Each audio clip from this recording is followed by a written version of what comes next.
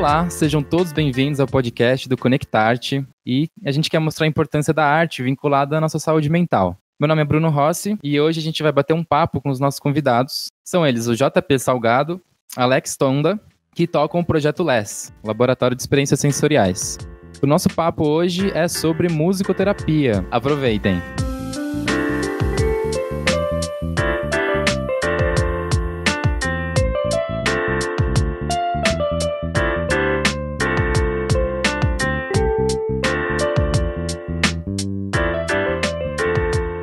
Eu quero agradecer a presença de vocês dois por ter vindo aqui, por disponibilizar o tempo de vocês para falar com a gente, dividir um pouco de conhecimento. E eu queria que vocês falassem um pouco de vocês e sobre o LESS. Legal.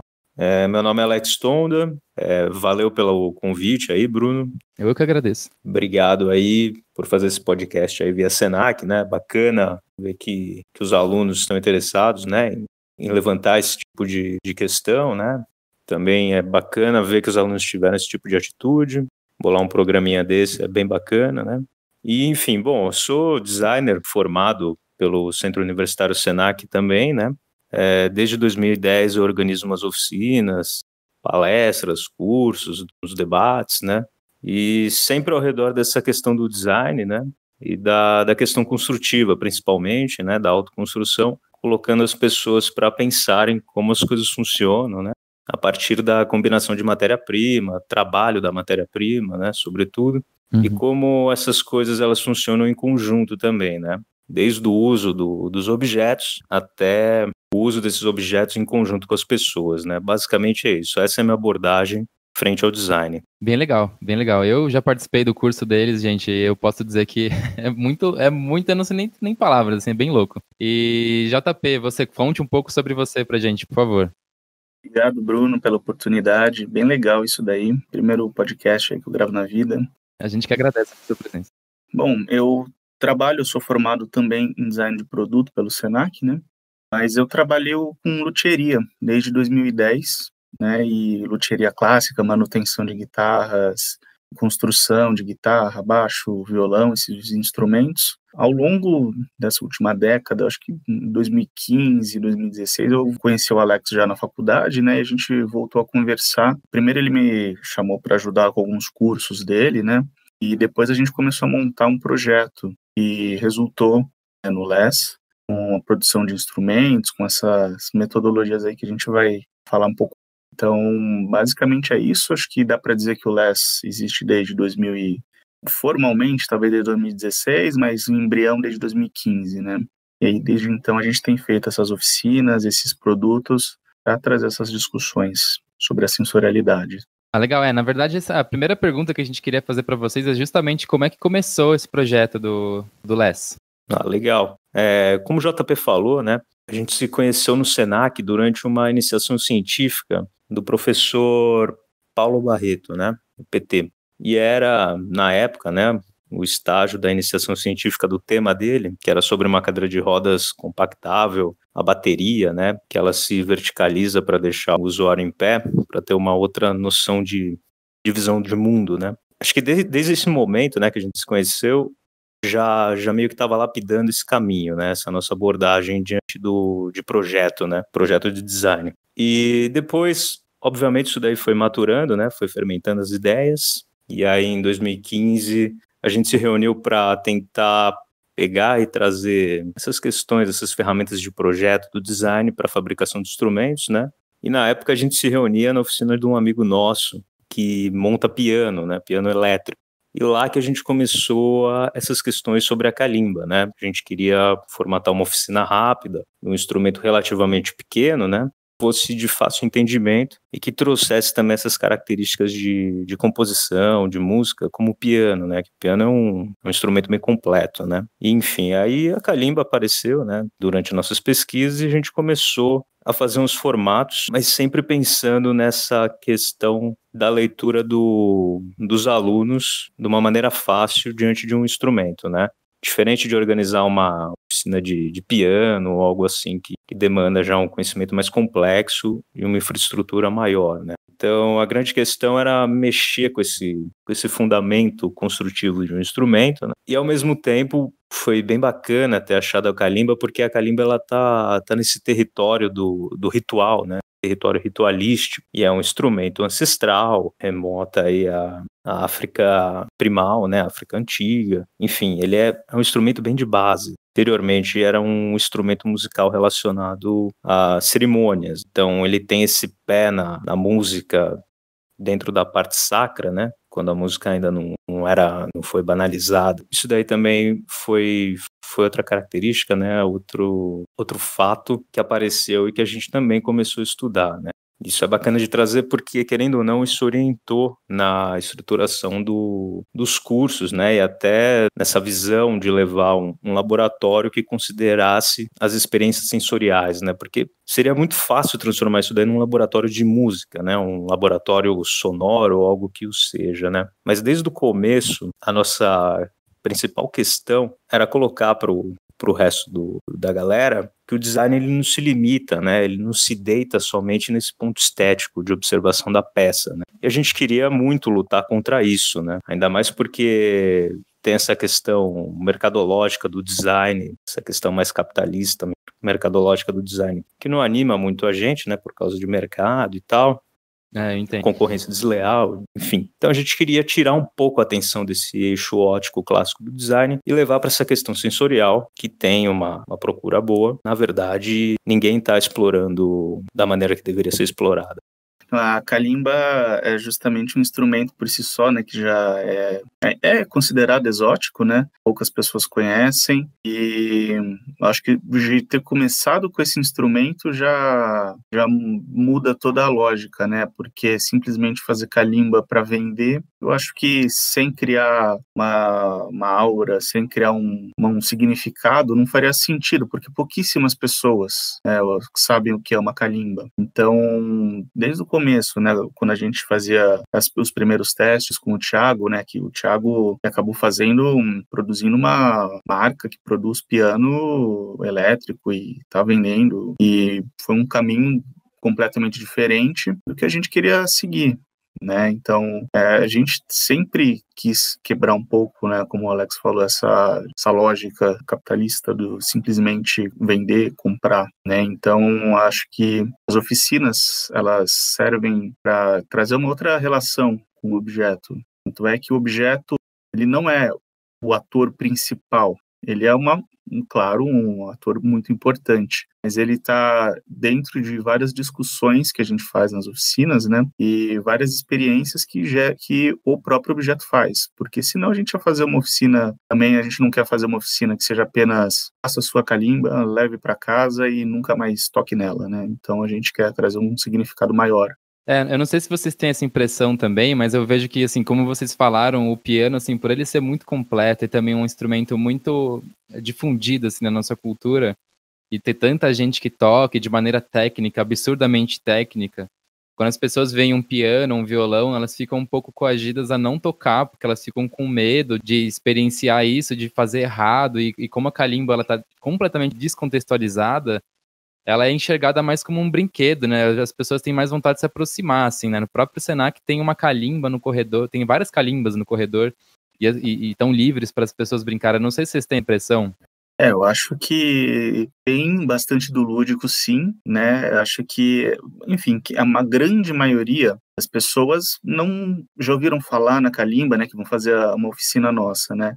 Já ouviram falar ou simplesmente têm curiosidade. E também tem um lado das pessoas, eu acho que o desenho da calimba, a gente também foi para esse lado da produção desse objeto, pela facilidade de se, não só de tocar, mas também de produzir. A calimba é produzida em poucas horas, na verdade, né? Dá para fazer nosso modelo, né, em uma única tarde. Então, acho que tudo isso traz uma galera que vê a calimba pode ser como um momento de diversão, de descontração e, enfim, também a oportunidade de aprender sobre outra cultura, que a gente discute isso, né, sobre música. Então, ela é uma porta de entrada para vários temas, né, e de uma forma leve, né, de uma forma lúdica, com certeza.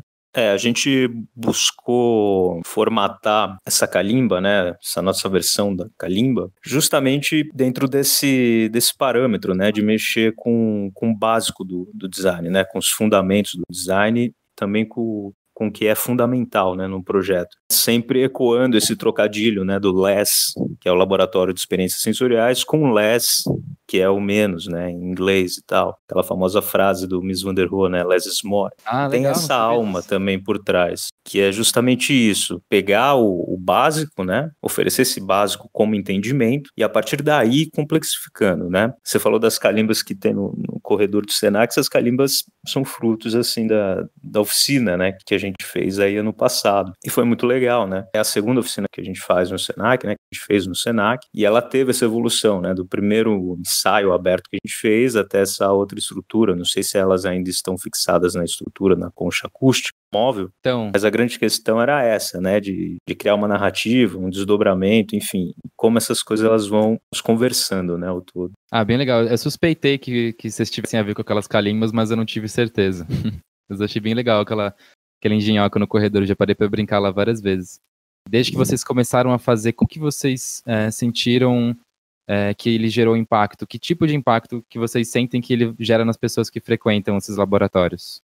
Bruno, acho que um dos exemplos legais, assim, frescos e próximos, né, é tipo o seu exemplo mesmo, né, aquela vez que você mandou uma mensagem pra gente a respeito do captador piezo, né. Nossa, eu pirei nisso. Então, e aí você começou a fazer uns testes e tal. Então, pra gente... Mas não vale, eu não vale, eu sou apresentador aqui, não vale. Sim, mas é sempre muito gratificante porque é isso, né? Às vezes sempre rola, às vezes sempre tem músicos, né, que fazem, por exemplo, uma calimba e depois eles agregam a outros instrumentos. Aí tem gente que realmente chega num nível mais molecular da coisa, né, e começa a colocar programação em cima também. Mas é muito legal, pô. Basicamente, né, o que traduz essa experiência, assim, que eleva ela um pouco mais acima, é a questão do piezo, né, que nunca do captador, dessa fabricação do captador, né, porque jamais as pessoas pensaram em produzir um captador e o grande lance está aí, né, como você transmite esse som sem ser um microfone e tal, ou você fabricando seu próprio microfone, né, isso que é o interessante. E aí quando a gente aplica isso, seja numa calimba, num lap steel, num carrom, né, como o som vai viajando pela estrutura e o captador capta tudo isso, já é uma história legal de ser aprendida. E que é conduzida durante os cursos. Será que... acho bacana você explicar um pouco o que é o piezo, né? Porque acho que quem está ouvindo talvez não tenha uma noção completa, assim, exatamente como é que ele funciona. Eu ia tentar explicar, mas eu pensei que acho que é melhor você explicar, que vai ser com certeza muito mais claro. Essa bola eu vou jogar pro JP, hein? Opa. Vou jogar essa bomba no colo dele, hein? Bom, beleza. O piezo elétrico, na verdade, ele é feito de basicamente dois elementos, né? Um cristal que ele quando rola pressão nesse cristal, ele gera essa vibração num campo elétrico. Então que vira uma tensão elétrica, tá? Então pode ser traduzida, a vibração dele acaba virando um sinal elétrico que vai para o amplificador, né, para os sistemas eletrônicos, né? E fora isso ele é uma parte redonda, né? Pode ter qualquer forma, mas enfim, tem esse cristal. E também tem a parte metálica, que geralmente é de latão, e faz um aterramento, né? Então, como qualquer sistema elétrico que tem o positivo e o negativo. Então, aí você liga é realmente muito simples e muito básico, né? Quem já fez, quem já viu, é um sistema de piezoelétrico o mais básico possível, que você tem um jack, que você liga o cabo, né, que vai para o amplificador, um fio positivo, um fio negativo e o próprio captador. Ponto. Com esse sisteminha, né, que a gente chama de circuito elétrico, porque literalmente é um circuito, né, a tensão elétrica vai indo do ponto A ao ponto A por um caminho só, e do ponto A ao ponto A mesmo, né, porque fica girando num sentido. Bom, basicamente é isso, né? Qualquer coisa que vibrar, o captador vai traduzir. Se vibra muito, traduz um volume maior, uma intensidade maior, se vibra pouco, menos, mas basicamente é isso, né? As pessoas adoram fazer um teste, colocar o captador no pescoço, né? Opa, eu mesmo. Sim, e faz um efeito de um microfone mesmo, né? Então, todos os instrumentos que a gente faz, né, tem essa questão elétrica super básica, a gente não coloca nada mais, nem botão de volume, nem botão de efeito, perfeito nem nada, é totalmente possível colocar, mas a gente faz o mais básico porque pode ir complexificando, mas agora é o básico, as pessoas saem do nosso curso com uma noção super básica de como funciona um sistema elétrico, né? Então é super interessante, todo mundo pode soldar, que é uma coisa fácil e, enfim, torna, eu acho, né, muito mais completa a experiência do que simplesmente fazer uma calimba acústica, que também é super legal. É outro tipo de construção, você pensar num instrumento acústico, né? Para quem está ouvindo, né, acho que é legal fazer a comparação. A nossa calimba está para uma guitarra, assim como uma calimba normal está para um violão. São instrumentos com a mesma afinação, né, a mesma quantidade de cordas, etc., mas o violão é acústico, a guitarra é elétrica. A guitarra tem outro tipo de captador, mas a ideia, né, a comparação é basicamente essa. Expande os horizontes quando você leva o digital, né? Porque aí, além de ter o som acústico, você vai ter um som digital que você pode deformar da forma que você quiser, né? A gente pode mudar isso tanto mexendo no próprio circuito, né? Mas também dá para colocar pedal de efeito numa guitarra. Então, nesse sentido de exploração de som, de timbre, o céu é o limite, né? E essas experiências que vocês acabam proporcionando para as pessoas, as experiências sensoriais, né? Porque além da experiência sonora final do instrumento, tem toda a experiência de mexer com a madeira, de sentir o cheiro, de lixar, de fazer a parte elétrica, de sentir o cheiro na hora que você vai soldar, tem todas essas questões. Vocês acreditam que essas experiências elas têm algum efeito positivo sobre a saúde mental das pessoas? Bom, então, todas as oficinas, né, o objetivo nosso sempre foi trazer essa questão do sensorial para essa questão das pessoas perceberem o que está acontecendo no momento, né? Então, o LES ele não tem essa obrigação tecnológica, né, em colocar o aluno em alguma tecnologia avançada, que nem inteligência artificial, programação com Arduino, enfim, a gente não está interessado em projetar esses dispositivos com luz LED piscando, nem nada disso, não tem esse caráter sci-fi, né, na verdade é esse caráter humanista, né, de viés humanista, e basicamente é isso, é trazer as pessoas para o momento a partir das composições, né? Então você tem vários instrumentos conectados em mesa de som, e aí tem essa construção desse corpo sonoro coletivo. Eu acho que é aí, na real, que a experiência sensorial ela é colocada em prática, né? Por quê? Porque você se atenta a escutar o que seu parceiro, seu colega está produzindo e vai criar uma resposta de acordo com aquilo, né? E não só você, como todo mundo está fazendo esse movimento ao mesmo tempo, né, simultaneamente. E é isso que a gente chama de arquitetura do som. Quando cada aluno, cada participante vai sobrepondo camadas de ruídos no espaço, e as pessoas vão percebendo isso. Obviamente, isso daí está ligado com a questão prática da oficina, né, que nem você comentou, que tem o cheiro do estanho na parte da solda, tem o cheiro das madeiras que a gente utiliza, né, que a cada oficina a gente procura usar um diferente tipo de madeira, tem o procedimento de usinagem das peças e tal, tem o trabalho manual, enfim. Óbvio que tem toda essa etapa, né, de análise sensorial, mas o exercício que foca nisso e que busca trazer essa qualidade, essa saúde mental para as participantes é justamente o ensaio aberto, o ensaio coletivo que vai construir essa estrutura sonora, né? Essa é a parte fundamental mesmo das oficinas. E é legal porque cada instrumento ele deixa essa composição com um caráter diferente, né? Por exemplo, a calimba, com as repetições das notas e mais, a gente sempre busca um transe, né? Um estado de transe que é diferente do lap steel, por exemplo, da guitarra havaiana, que também tem essa característica de criar um som, uma espécie de som de transe, de meditação, mas a gente percebe que a metodologia é diferente e o resultado também é diferente, né? Obviamente as sensações também são outras. Isso que é muito legal, né? Porque muda. E muda de turma para turma, né? Porque, que nem você falou, tem pessoas, às vezes, que vêm um piano e ficam acuadas, né? A calimba, por mais que ela tenha esse visual simples e, às vezes, o som remeta a um brinquedo, eu já escutei de muito aluno que não é criativo para fazer uma composição e não sei o que e tal. E aí, quando a gente coloca para os alunos que as oficinas também não têm esse caráter musical clássico, né? De composição classicista, que na verdade a gente está trabalhando o som, mas o som como um meio de expressão, uma linguagem universal, aí as pessoas já saem um pouco desse bloqueio, né? Então tá, então quer dizer que eu não preciso ter noção de nada? Não Mais precisa ou acertar. menos.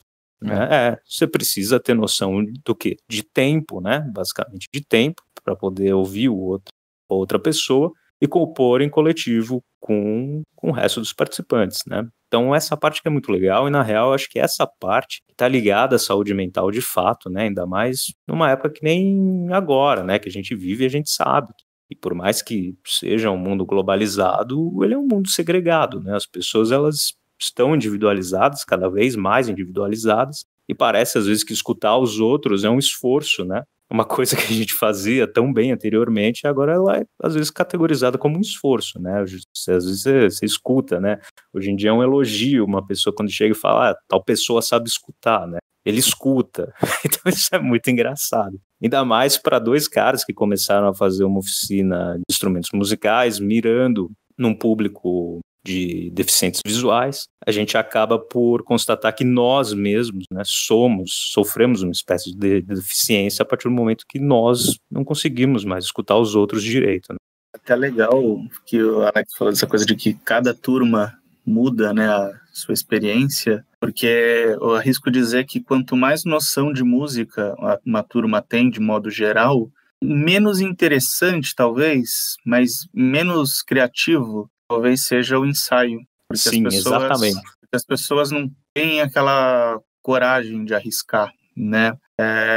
Tenta se prender aos ensinamentos de escalas, de, enfim, técnica, né? Que é algo muito importante. Eu estudei contrabaixo elétrico por muito tempo e eu vejo como as aulas de prática em grupo, de banda, essas coisas eram na guerra de quem tocava melhor, guerra de ego, e ninguém se preocupava em criar algo novo, tal. Todo mundo só queria saber quem tocava melhor, uma música da banda de 1970, né?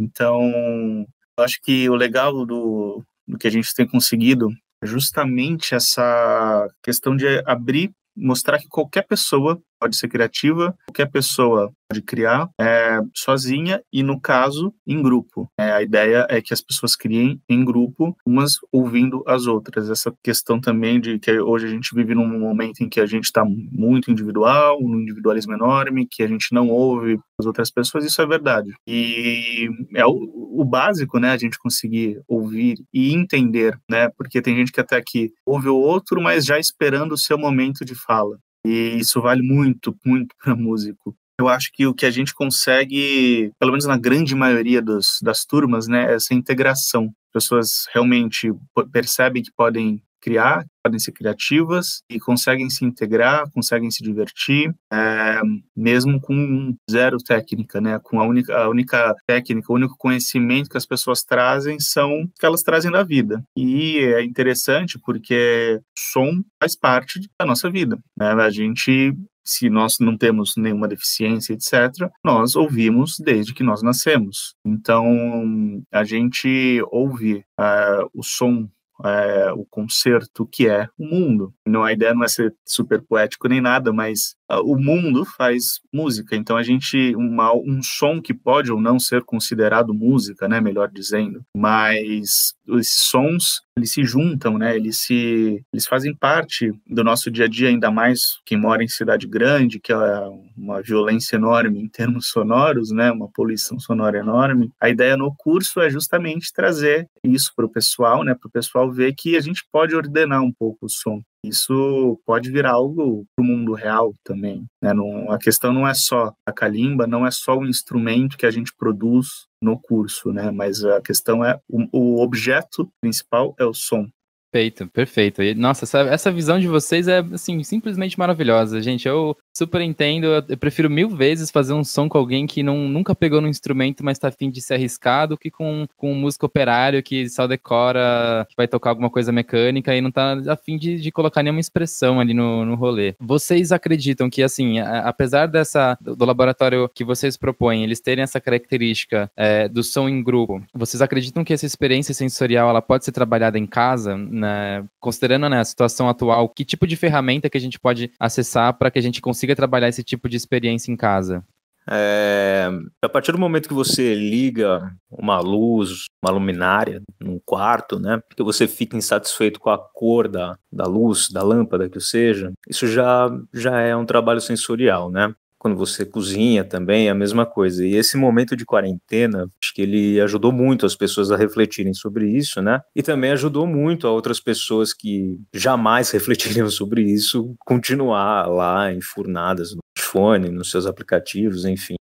Eu acredito que teve gente que nem percebeu o que aconteceu de fato, mas a maior parcela aí da população percebeu o quanto isso influencia, né, no bem-estar mental, né, você tá dentro de um cômodo que tenha minimamente um conforto aí, né, uma acústica agradável e tudo mais. Então, sim, essas coisas realmente elas fazem diferença, né. No começo, assim, no início da pandemia, eu e o JP debatia muito sobre isso, escreveu uns programas, chegamos inclusive a enviar alguns programas para o Senac, para o Sesc, mas enfim, o assunto por vezes ele parece ser tão, não sei nem se vanguarda ou um absurdo, né? Porque é aquilo, como é que você sugere que você vai entregar equipamentos, né, instrumentos na casa dos alunos, tal, e que isso daí vai ser trabalhado a sensorialidade deles, percepção do mundo irá mudar e tal. Então é muito difícil de você colocar isso para as pessoas que vão aprovar esses projetos.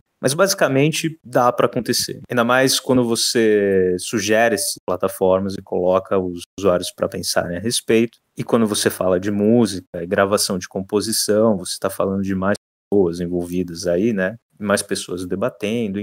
A gente basicamente iria entrar com essa questão da música, né? Como projetar um elemento etéreo como a música em coletivo. Então, dentro de uma faculdade de design, de uma faculdade de arquitetura, isso também é um projeto viável, né? É um projeto que pode ser encarado com positividade e ele é um projeto que ele não demanda esforço físico tão grande, não demanda também componentes físicos. Você não precisa de uma estrutura gigantesca, você não precisa de máquinas complexas, nem nada disso.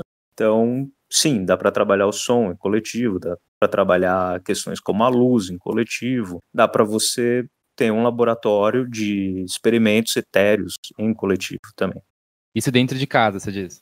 Dentro de casa, obviamente, porque nossas oficinas, elas nunca limitaram o público em termos de maquinário, máquinas estacionárias, processos industriais, nada disso. Então, mesmo as oficinas antigas, as oficinas atuais, as oficinas do futuro, elas sempre vão abraçar um pessoal que não tem nenhuma máquina por completo, né? Sei lá, uma máquina industrial, até mesmo um pessoal que não tenha conhecimento musical algum. Então, realmente é uma oficina que abraça a participação de todos. São experimentos, inclusive. Esses projetos que vocês estão planejando, digitais e tal, vocês têm alguma pretensão de fazer algum projeto virtual? Então, como eu falei, Bruno, esses projetos, eles estão organizados, né?